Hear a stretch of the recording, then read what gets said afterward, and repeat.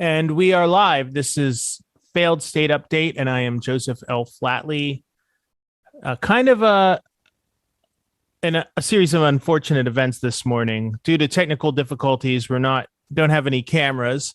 JG Michael is under the weather, so it's just me.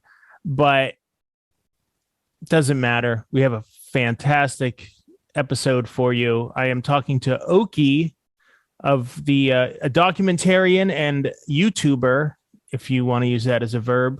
His stuff is available on YouTube if you look for Oki's Weird Stories. How you doing, Oki? I'm great. And yeah, thanks for having me. Yeah. So I guess you're a friend of the show now because we did a interview with you about your secret space program hmm conspiracy video. So the secret space program conspiracy theory or conspiracy community is essentially a bunch of people who believe that either the government's lying and that they have bases on the moon, or that they're fighting, in fighting, humans are fighting in far flung corners of the galaxy. It's just this whole crazy conspiracy mythology. But you actually you went in, you got deep, you infiltrated the group, so it's like your video kind of adds like this whole level of craziness to the story, which I really admire. Yeah. So it's still pretty obscure, the conspiracy community that are focused on the secret space program. And I don't think that they've had like a video like mine that kind of signal boosted like their community and like actually like put it like, this is the established name of the community. This is what they're up to, and like talked about it in depth. And uh, yeah, I had some pretty high up people in the secret space program community kind of like um, post about me on their social media. Like Corey Good posted about me. Yeah, yeah, and he was like, "Oh, here's an example of these people." He's talking about like the guy James Rink who interviewed me in the video, and he's like, "Oh, here's an example of the people who are fake, and I'm not fake, guys. Please believe me," kind of thing. And then like Michael Salla also pretty much said the same thing. So it was pretty funny. Um, Even more so than the video doing well and people liking it, and uh, it being well received. I was more so surprised and amused by the secret space program insiders, the whistleblowers like Corey Good, actually going out there and saying, trying to like disavow James and like the people who were that I included in the video. That's it's such a like, I can't believe you found a conspiracy theory that hasn't been like done to death already. Like that just right there is like impressive. Actually, like Oh, going out there and saying, what the fuck? trying to like disavow. I think he got. Yeah, how did that happen? Oh, that's your. He got. I think you got your stream on. Yeah, that was your Jack Idema doc. Somehow I hit play on that, so it was like double the Oki. Yeah, how did the secret space program story? When did you wrap that up, and how did it lead to this Jack Idema doc that we're about to talk about? Um. Well. Okay. So how did I wrap it up? I had to wait. Oh. Okay. So that was like. God. I want to say. Was it December? December of 2021. It might have been. I don't remember. It was several months ago for sure. Um, and I guess the way I wrapped it up is I had to wait for James Rink to post the interview that we did to like add the ending to the video, because there was no real video unless he posted it onto his channel. So I had to wait. I waited, I think, a month for him to do that. And there was one point where I offered him like $60 to just like expedite the release of it, and then he was like, "Oh no, I don't need your money or whatever. I'm just gonna post it." I don't know. I was just itching for him to release it, and I mean, this is a guy who like sells hypnosis sessions, and I thought he might be, that might interest him. Yeah. For anybody who hasn't watched the video, so you found this guy that claims to hypnotize people and take them back into like past lives where they were like space warriors essentially, and kind of like learn about their past lives. And you like went so far as to like purchase a hypnosis session, and then like over Skype or Zoom or whatever, he like quote unquote hypnotized you. And it's really funny because you're just like rolling your eyes or whatever, and it's like, and takes you through this bizarre scenario. And like the ending of your movie was going to be, or, kind of the, going towards the ending was going to be your session with him and then you interviewing him. And then he just sat on the video. Like he just didn't upload it for a long time. Yeah. It took like a month, and then I offered him $60, and then I think it was within a week he finally posted it, and then he posted it, and then I think within 2 or 3 days I posted my video. And then I sent him an email being like, "I'm sorry, I tricked you." I love working with people who don't have traditional journalism careers, because they're just like offering people money left and right. I'm producing a documentary with a guy, and he's like, it's the same. He's like, I'll just offer him $500 for an interview, and I'm like, oh no, so I've never done that. I've never. But I've interviewed a lot of people on my channel. I've never offered money for an interview, but and like I just wanted him to expedite the release of his of the interview that he did of me.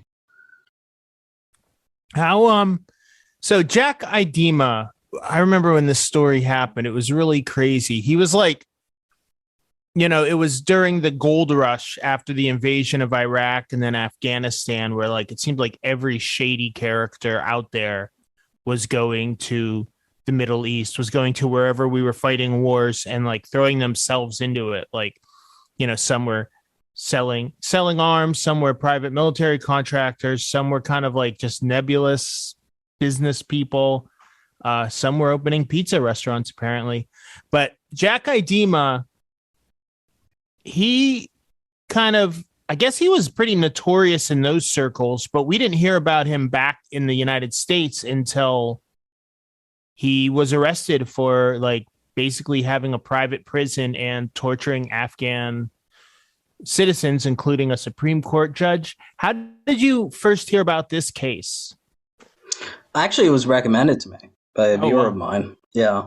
And as soon as like he gave like a really quick rundown of what like the story is about, and like, okay, yeah, that sounds wild. Kind of like the whole ethos of my channel has always been I talk about like over the top people who are very, very manic, very crazy. They often are like liars, cons, cheats.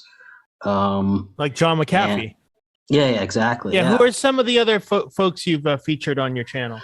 I've done Thierry Tilly. He's this he started a cult. He pretty much like he found this aristocratic family, and he convinced them that Jews, Rosicrucians, and ninja assassins were after them, and they wanted to kill them because within their souls they held this deep knowledge of like that would lead them to the coffers of like kings and past generals and all this stuff. Mm-hmm. And he continued to keep them secluded for like 10 years. Actually, I went really deep on that one. I hired a translator. They translated the like books from French to English for me. Did translated documentaries, clips online and stuff like that. Uh, but otherwise, like, yeah, I've done Dan Ninen, who's this like just really notorious comedian who is really just not funny at all. He was like he worked at Intel before he started doing comedian and that comedy, excuse me, and then what he did is he started marketing himself as like the only half Japanese, half Indian comedian who's also a millennial. Meanwhile, he was like 50. Wasn't a millennial. Yeah, John McAfee. Yeah. I mean, there's like, I only have like something like 20 or so videos. So. Well, and you're never gonna, if that's your subject matter, you're never gonna run out of it. I hope so. I mean, unless people start getting really boring. But tell us about Jack Idema. Okay, so yeah, Jack Idema is this guy who, at the age of 45, he went to Afghanistan. He wanted to capture Osama bin Laden to collect the $25 million bounty on his head. Instead, after he started his own private prison, he was arrested due to the U.S. government's anxieties about basically the Abu Ghraib happened a few months earlier. So there was a whole PR disaster, and the United States government, even though they were possibly very permissive of his his operations, they just kind of put the sword on his neck and gave it a slash. And yeah, he was arrested in Afghanistan. He was tried in Afghan courts. He spent 3 years in Afghan prisons, and then he bought a compound in Mexico where he started to use a lot of drugs, and he started to have orgies and extreme amounts of casual sex, and eventually he died of AIDS. And let's begin with kind of his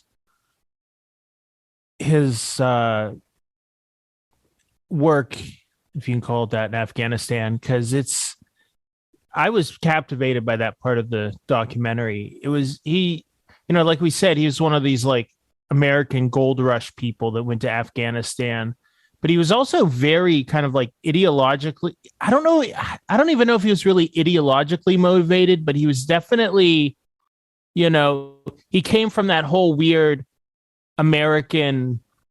Yeah, he was definitely jingoistic. Like, yeah, he was also like he was motivated by he just nonstop self promoter, self mythologizer, straight up con artist. Yeah. And there's this whole like culture of America in the 80s, which you're probably not old enough to remember, but that's what I grew up in. And it's like Soldier of Fortune magazine, Ronald Reagan talking about the evil empire all the time. Like, you could not get away, like Rambo movies. You couldn't get away from like this really right wing, like beyond conservative perspective in popular culture and the news and the government. And, there was like actually a real problem with like people, Soldier of Fortune magazine came out, I think, in the end of the 70s. And like people would put ads in the back, like, mercenary for hire. And a couple times people like read those ads and then like hired the guy to like kill their wife. Yeah. There's, yeah. So it's like, so he was very much, Jack Idema was very much taken with that. Did he have a military background? Yeah. So I mentioned in the video actually where he made it into the Green Berets. The thing that I didn't mention is that he joined the Green Berets, or he applied for it and he passed the test at a time that they were kind of desperate for new recruits because it was at the tail end of the Vietnam War. Interesting. So he just missed the war, and he like I say in the thing as well, he desperately wanted to fight a war. And that's kind of like the whole excuse me, Soldier of Fortune magazine thing as well. Is like a lot of that what that magazine did was like it pushed like, oh, come join this mercenary group in Rhodesia. Mm-hmm. Like that was kind of the whole Which thing. is It's like like, a racist government in like one of the last colonial governments in Africa, yeah, I think it was in Zimbabwe. right? Zimbabwe is modern day Rhodesia, I Right. think. Yeah. It was, yeah. Um, but yeah, that was like the whole thing, right? And this is a guy who was obsessed with the idea of counterterrorism way before like the war on terror. So he had like a civilian counterterrorism training school that anybody can apply for. It like back in the 80s, right? Mm-hmm. So this guy was looking at like he was probably reading about Israel, you know, back then in like Soldier of Fortune magazine and reading about like urban warfare and counterterrorism and stuff like that. Yeah. So he was kind of ahead of the curve in some aspects, but you Oh, know, he's definitely a visionary of some sort. I guess you I can call that. I did notice that sometimes, like on his uniforms and on the signs, it would be like counter terror group with two R's in counter, and sometimes there would only be one R. Do you know what that was all about? Probably just a fuck up.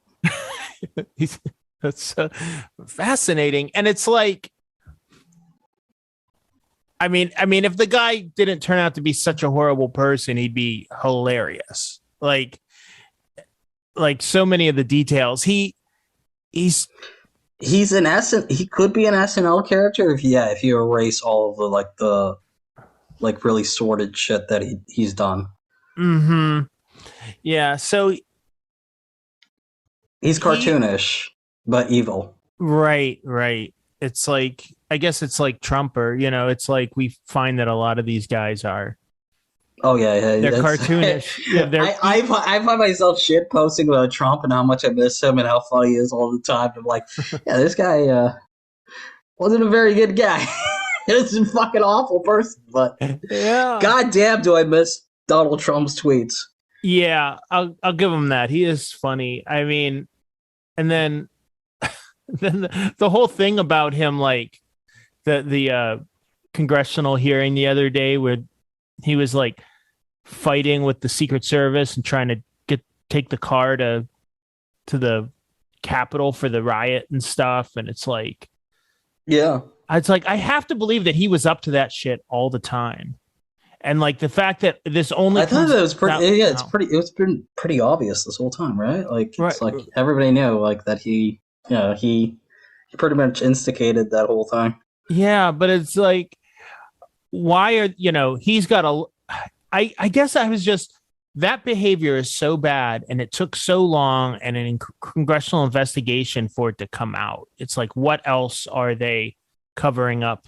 What else is the Trump White House covering up? And like, how can they live with themselves? I mean, going to bat for a guy like that at this point, it's like, if you're not like, did he see Sean Hannity like text messaging one of his no.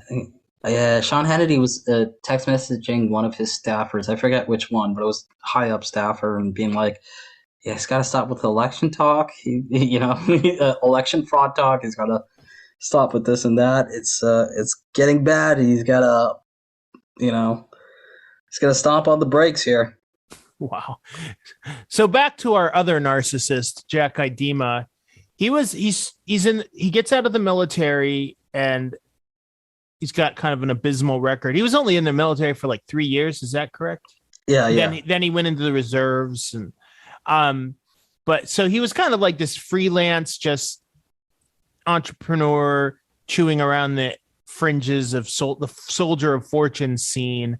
How did he end up in Afghanistan?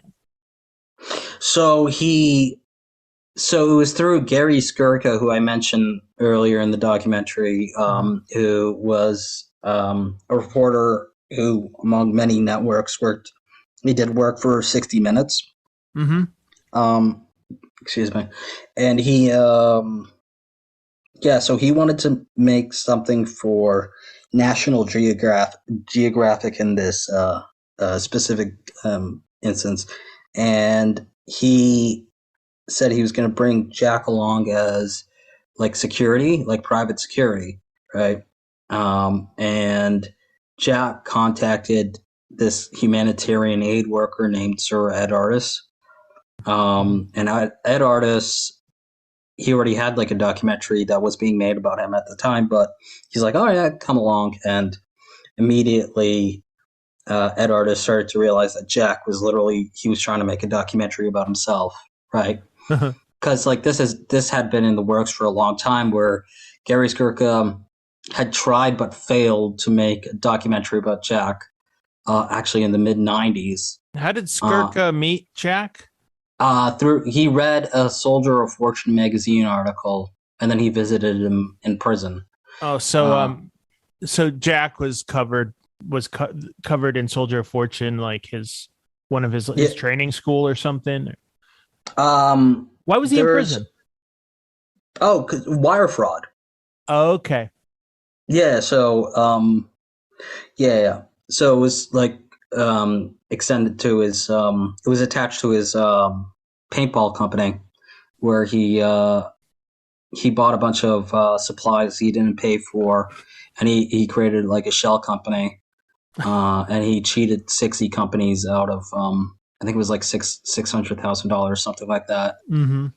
And then he went to prison for 4 years, and he said that it was the FBI was behind his imprisonment, because he said that he like it was connected to the because he had information, he said, about like a KGB nuke smuggling operation attached to the Russian mafia.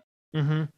And he said that he tried to tell the FBI, but that he caught wind that all of them that the FBI is has been infiltrated by KGB agents or whatever. So he goes to jail for that, and then that's pretty much the story that was written in Soldier of Fortune magazine. And I guess Gary Skirka bought it, and he became very close to Jack. So close to Jack that, in fact, he helped Jack. He was a co-plaintiff, excuse me, on a legal suit that they all did against Steven Spielberg and DreamWorks Studio.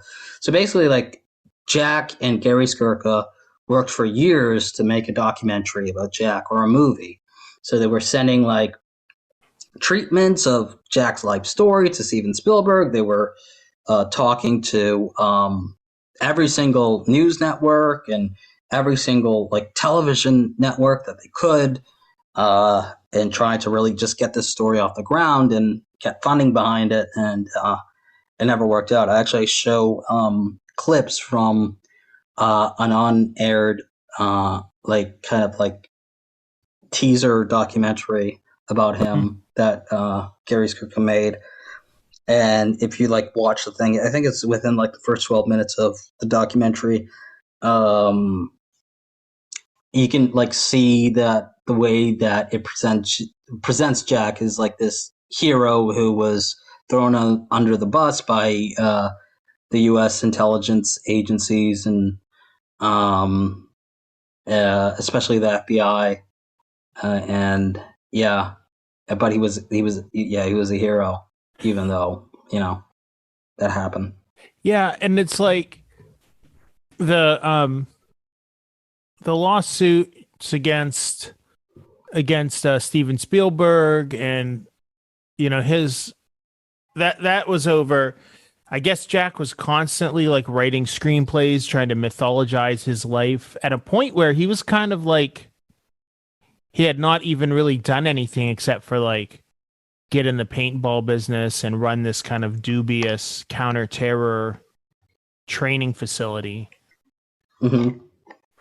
So it's and like, all of that, by the way, being paid for by his dad. Okay. I was wondering how he funds all this stuff. Yeah, I mentioned at the end, like near the end, when I'm talking about like how he's trying to get his inheritance. Yeah, his dad paid for like the building that he ran all this shit out. of his dad paid for a lot of the lawsuits, the appeals. The first time he went to prison, his dad paid for all of the appeals for that and lawsuits, and yeah. Yeah, like why? So he hatches this scheme. He gets Gary Skidima, if that's his name, Oh to no, no, Skirka. Skirka. That's right, Gary Skirka. Oh, Idema Skirka. Okay. Yeah, Gary Skirka gets kind of sucked into his world and believes his claims. And they go to Afghanistan to ostensibly film a documentary about humanitarian aid workers. And next thing you know, he has a compound and like a his own little prison, private prison. Like, what is going on there? Oh no, so oh no, so this is here's the thing, right? So it started in 2001, right after 9/11, right? So Jack was in Afghanistan for about a year at that point. And then his mom died, so he went back to Poughkeepsie, New York for 2 years. And then he Oh, returned to Afghanistan in 2004. And then in 2004 is when he working off what he said was intel from Al Qaeda assets that he flipped, and he flipped them into intelligence assets. Um, Working off intel from them, he learned about like a plot to drive 12 taxi bombs into the U.S. embassy and the U.S.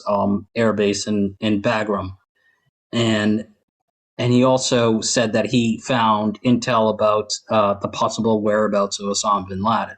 So then he returns in 2004.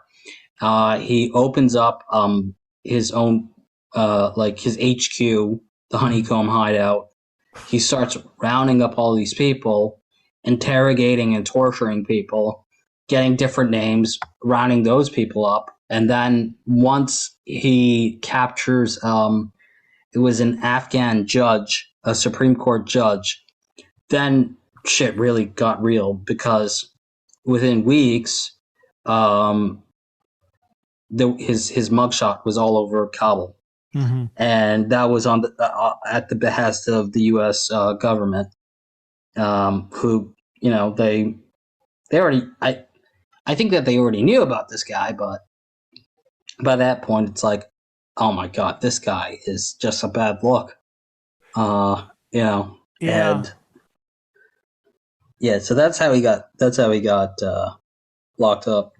Do you have any more insight into his how he funded his operation? I mean, you know, rich father, con Uh, artist, so he's making money, but like how else is he making money at that time? well, so he had the fake charities. He had the book, the Hunt for Bin Laden book Mm, that he pretty much co-opted, and he made all about himself, like this like aged journalist slash author Robin Moore. Jack already knew him for years, and he just took over the book. And he inserted fake charities into its pages. And then he also had royalties from that book. He had a lot of money from media appearances.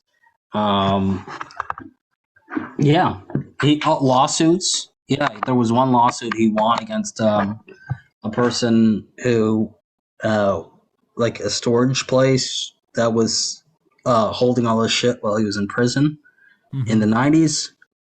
Um, he won like a $1 million lawsuit against them.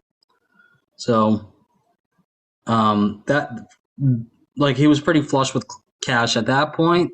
Um, and the next time he also like made a lot of money was after his father died, which was when he was in Mexico, like 2010. Hmm. Um, and he collected an inheritance of like millions of dollars. Wow. Well, we'll get to that because that's like the final nail in his coffin. But so he's got this headquarters in Kabul, and do you know like he sounds like a total con artist. that has gone rogue, but at the same time, he also sounds like someone who the CIA would work with. Have you gotten any indication or evidence of any kind of interaction or cooperation between Jack and CIA or anybody else in the United States government? No, nothing that I didn't add to the documentary. So, so So yeah, it was just him. Literally, I think he was just calling up. He was calling up like the Pentagon, certain offices in the Pentagon, so he would and communicate, but it wasn't like a he was CIA tell. asset or anything. I don't know. I don't Right, know. I don't think that there's like. I don't think if that's true. I don't think it'll ever come out. right. He said he was. I mean, he was like they knew what he was Yeah, doing.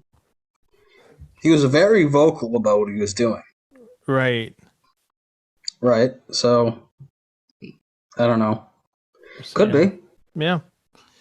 And so he gets arrested after torturing a number of Afghan civilians. When was that? Like what year was that? That was about 3 months after the second time he arrived in Afghanistan, which is 2004. All right. So he's only in Afghanistan for 3 months before. No, no. So that's the second time he arrived, Right, right? So right. He's yeah, only back in Afghanistan for 3 months before um he yeah, he's arrested. he's arrested. And then what was his prison? We think of Afghan prison, it sounds pretty rough. What was him and his people's experience in prison? Yeah, the most cushy environments possible, right? Like, yeah. So he probably just paid off Afghan officials, and he just got he just got a suite, pretty much. Yeah, it was him and his guys. Like how many people were involved in that case? Other like I think co-defendants or whatever. there was 8 members of Task Force Saber 7, which was this paramilitary group. Task So three. Force Saber 7. I love it. So yeah, I know it's great, right? So there's 3 Americans and then five Afghans. And so he gets a 10-year sentence, and then they let him out in 3 years. Is that correct? Mm-hmm. And and tell me about meeting his future wife while this is going on. Oh yeah, so I found her YouTube channel. She posted stuff about like clips of him. Mm-hmm. I looked her name up. I found her on Twitter. I asked her, "Would you be interested in participating in this?" And then we talked on the phone a few times, and then eventually we agreed. I was gonna meet her in Connecticut. I'm in Toronto, Canada, so I flew there. Okay. And how did Jack meet her? Like what? How'd they meet? Oh yeah, yeah. So that was through letters. She sent him. No, okay. She was looking him up online a lot, and then she found a website that the documentary filmmaker that was with him, Ed Caraballo. Actually, this guy was he used to be Anderson Cooper's like favorite cameraman. He was arrested along with Jack Idema, and he was sentenced to I think it was like 8 years in prison. Mm-hmm. And he ran a website for Jack, and Jack also he made posts and stuff, but Ed Caraballo was in charge of all of it. Penny was like part of like she met a bunch of other Jack Idema fans online, and they connected, and then eventually found that website, and then they like applied to be like part of like a private group on that website.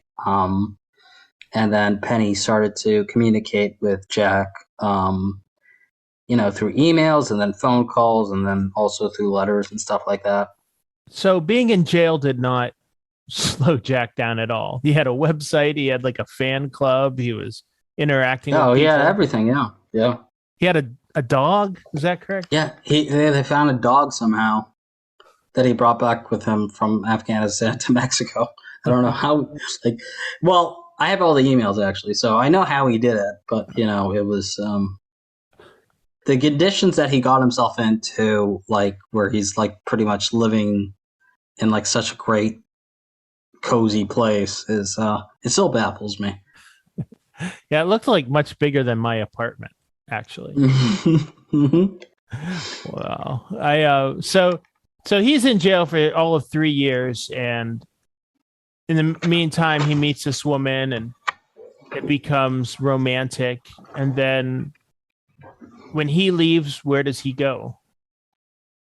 So This first 2007, 2008. He goes to Dubai first, because he has this idea for a military air cargo company that he wanted to make. So he goes there to meet investors, and then following that, he goes to England to collect advance money for a book that he promises to write from Random House. I didn't mention this in the documentary. And then after that, then he lands in Mexico. And then he meets his girlfriend there, and they get married. How's that? What goes on? So I think they got married. They get married a year after that. Yeah. So basically, what happens is he goes to Mexico. He meets Penny there. She brings Nina the dog. Jack gets a condo. He gets evicted from the condo after being arrested for selling drugs. And then he finds a property in the jungle in Bacalar, and he fixes up the place, and that's where he lives for the rest of his life. Wow. And what was he doing in Mexico? Was he doing, did he have any other private military businesses, or was he just partying, or what's Jack Idema doing for the next several years?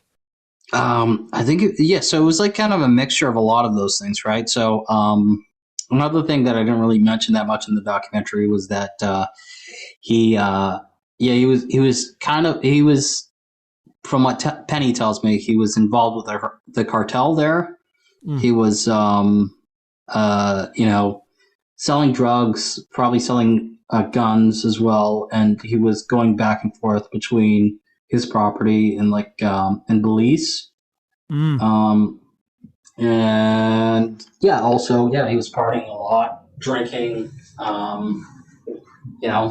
orgies, and then eventually his lifestyle caught up with him. Yeah, and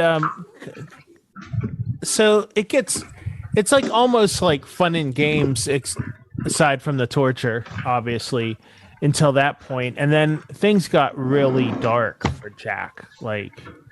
It seemed, I guess it was the death of his father and his receiving an inheritance that led to Jack just going off the rails. He had so much money, he can fund the most debaucherous lifestyle possible. And he's an odd man, he's probably almost 5 foot tall. He's no. He's I think he's 5'7". 5'7". Okay, so that's Tom Cruise's official height. Yeah, not his actual height, but what he tells people. So he's 5'7", but he's built like a tank. He's a big guy, and he has there's the one shot, you don't hear his voice very much in the movie, but there's this one point just about 33 minutes in where he's I can't remember. They're trying to detain somebody. They put a bag over his head, and then he's like, "Shit, I'm really mad." And it's he sounds like Billy Mays. He does. It's shit, I'm really mad.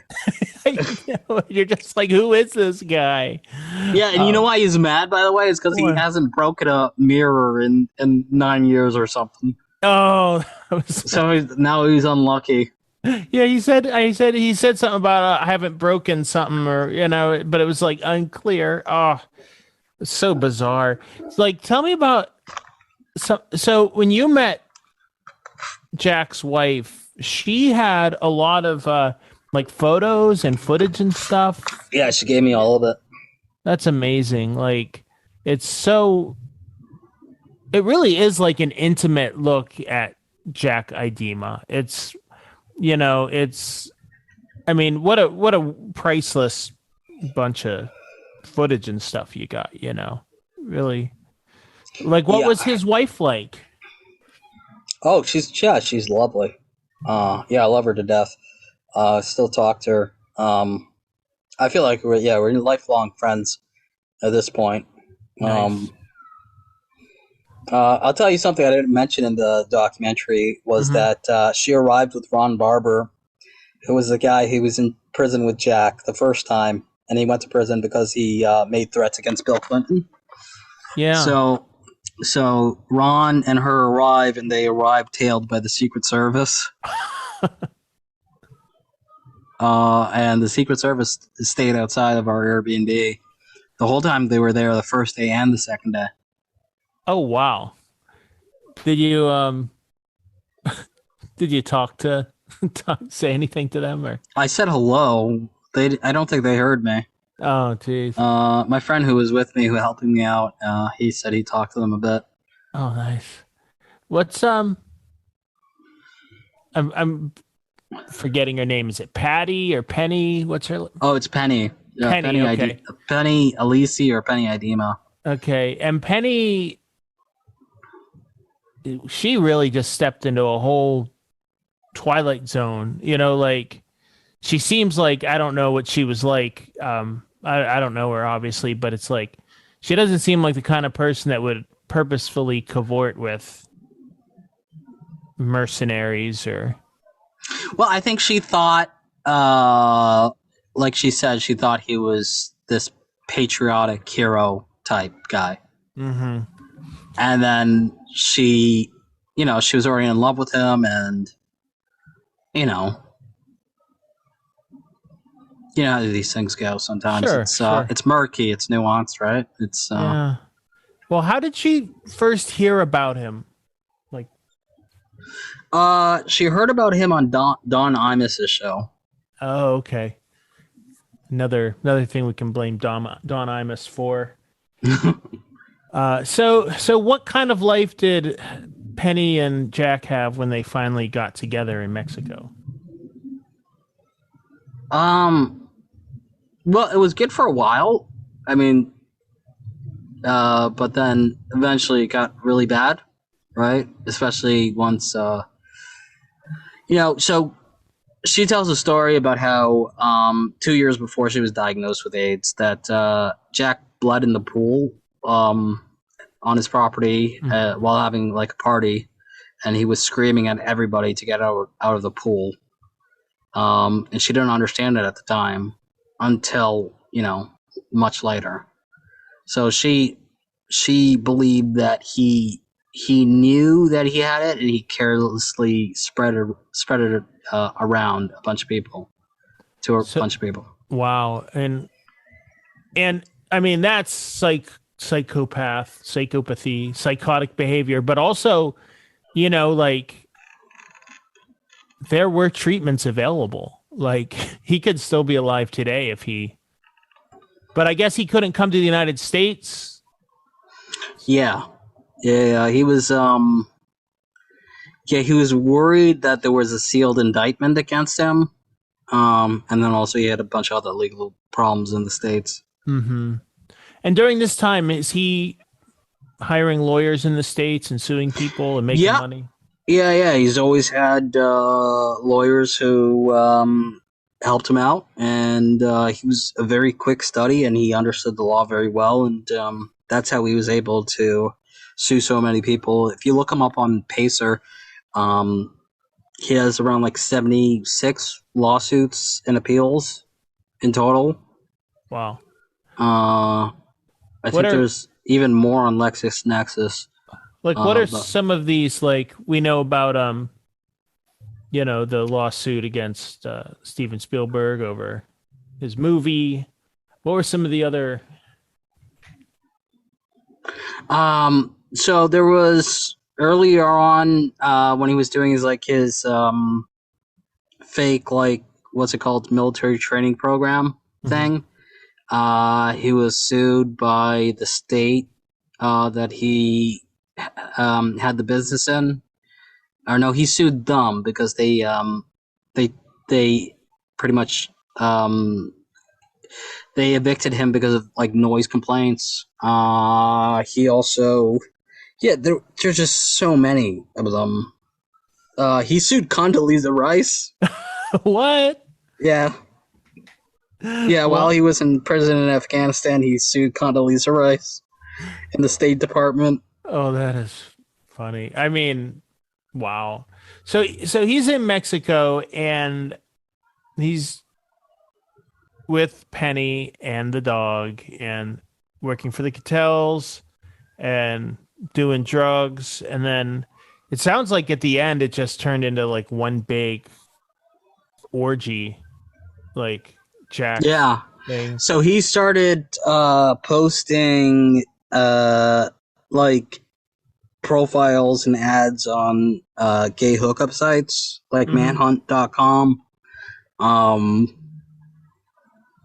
and when he posted them, he also said that he didn't have HIV. By the way, um, he also like he pretty much he posted ads saying that his place was like the ultimate gay vacation place. And yeah, like he was charging people to come over and you know involve themselves in the orgies and stuff like that. And yeah, Do Jack you was do you Jack was know? a I know that like sexuality is a spectrum, but was he always gay? Do you think, or was this? I don't know. I Yeah, have I no mean, idea. it's like, did he? He was Well, in did prison for a very long time. yeah. Not only the 3 years in Afghanistan, but 4 years after being charged for wire fraud.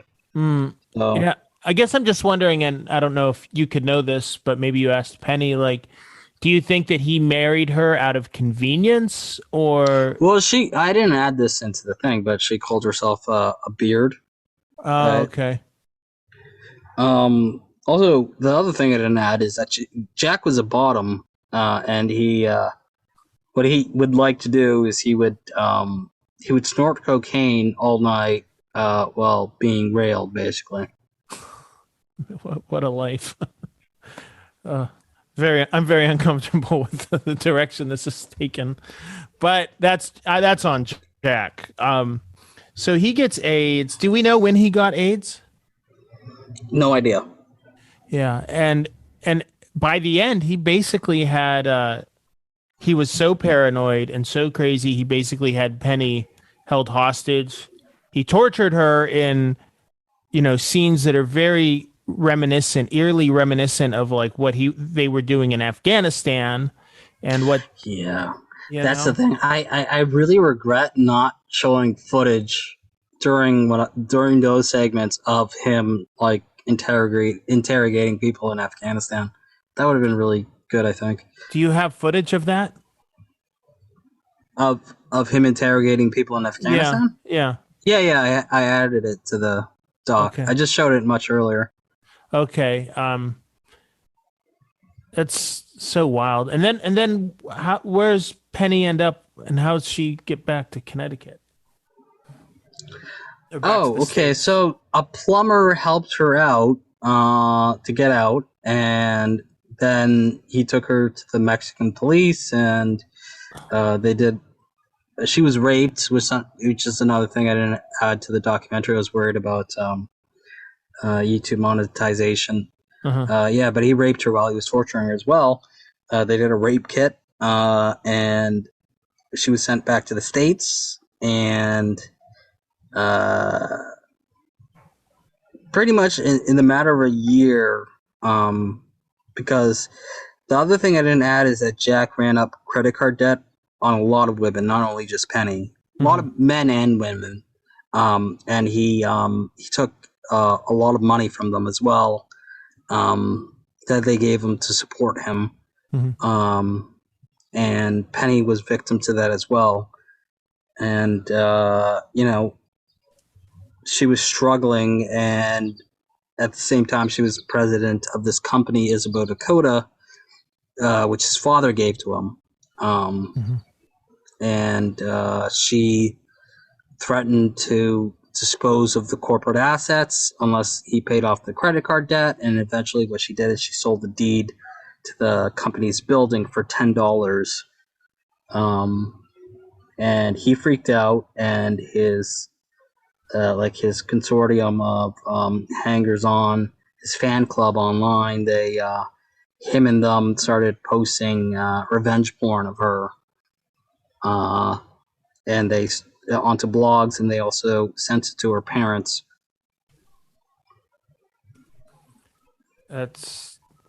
He just was just a horrible person to the very end. Yeah, Yeah. yeah, it was awful. Yeah, and so how did he die? Of AIDS.